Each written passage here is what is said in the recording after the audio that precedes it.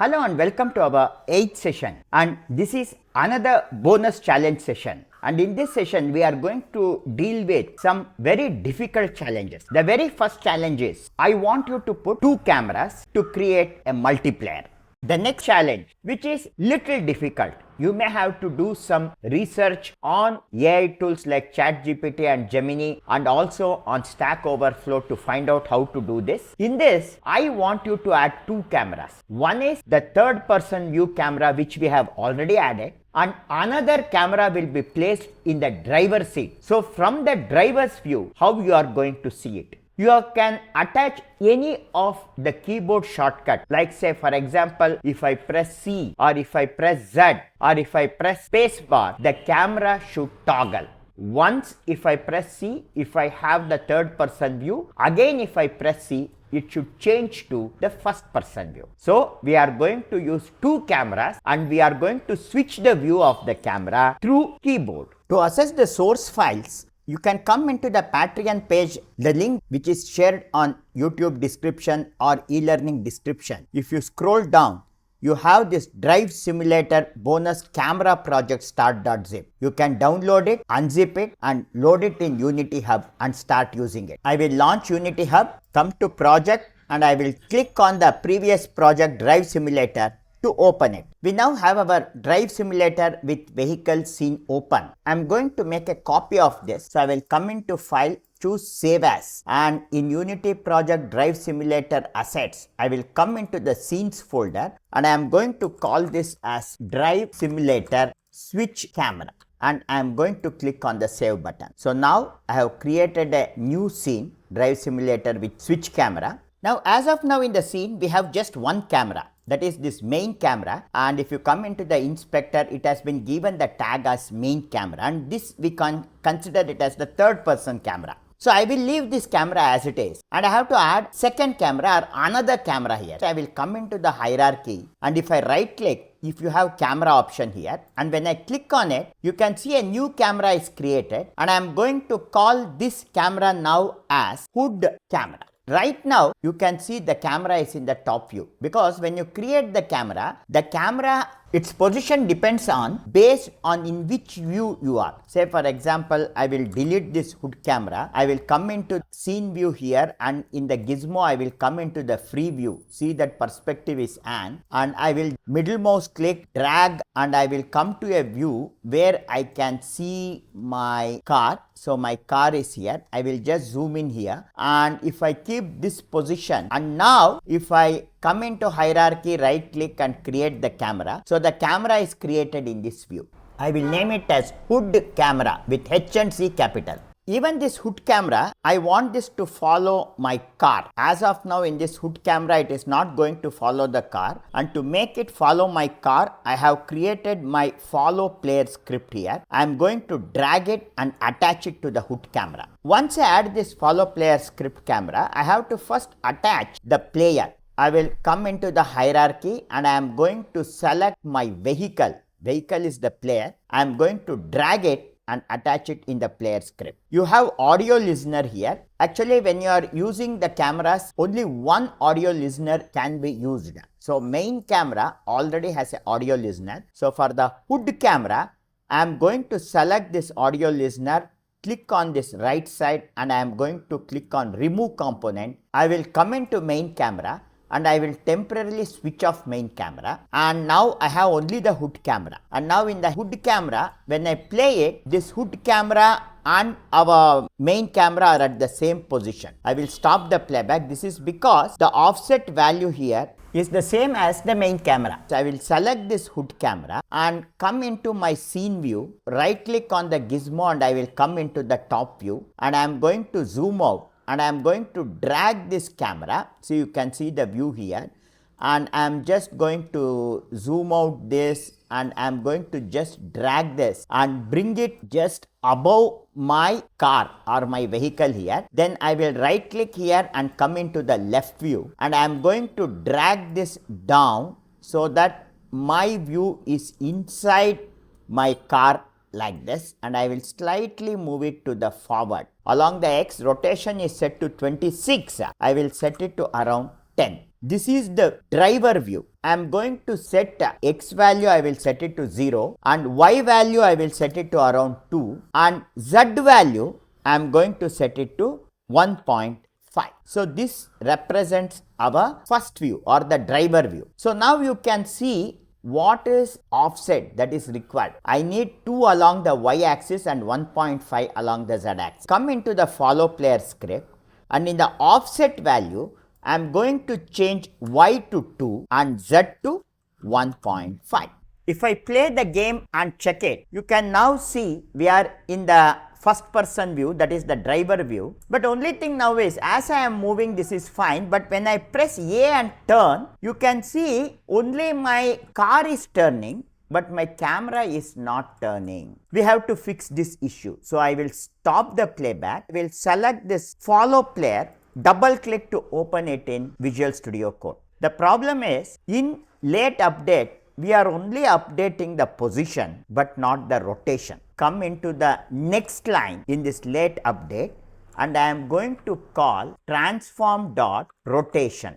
The current transform.rotation will be now equal to player.transform.rotation, and I will end it with semicolon. If I go to file and if I save this, and if I come back to Unity, allow the script to get compiled, in console see there is no error, I will come back to game view, and now if I execute the game, you can now see if I press W and if I press A and turn, see the camera also turns along with my car. In this view, I have to slightly tweak this view, so I will stop the playback, come to the hierarchy and select the hood camera. In the inspector, come to FollowPlayer, and in the Z, instead of 1.5, give it the value 0.7.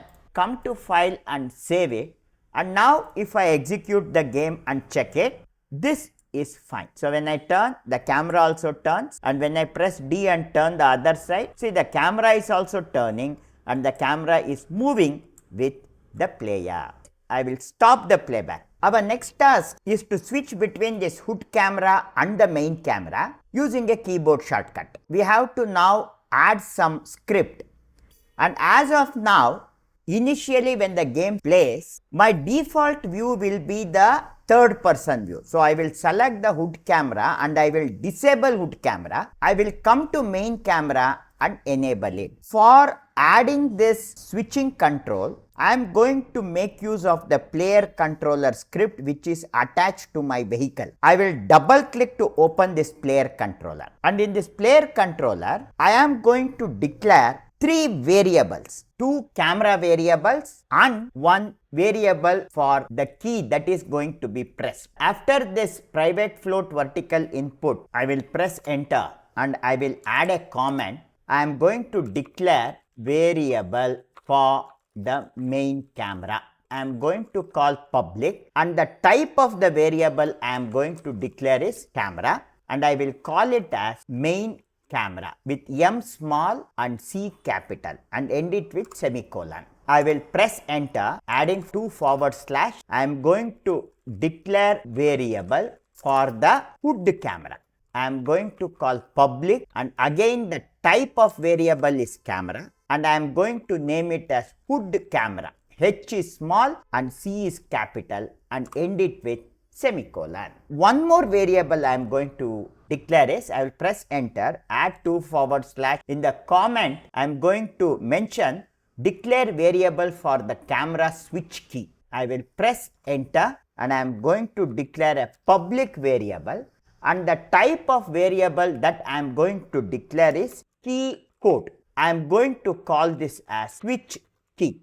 I will end it with semicolon. I have declared 3 variables. Although in our Unity editor we have enabled main camera and disabled hood camera, it is always better to implement this logic in the code. We will come to this void start after this open flower bracket, and in this code block I will press enter. In 2 forward slashes I am going to mention enable the main camera at start. I will call my main camera enabled, and I am going to set this equal to true and end it with semicolon. And in the next line, I will add the comment disable the hood camera at start, and I am going to call for this hood camera enabled, and I am going to set it equal to false. End it with semicolon. As soon as the game starts, main camera will be enabled and hood camera will be disabled. As the game progresses, I will come into the update block. After my transform.rotate line,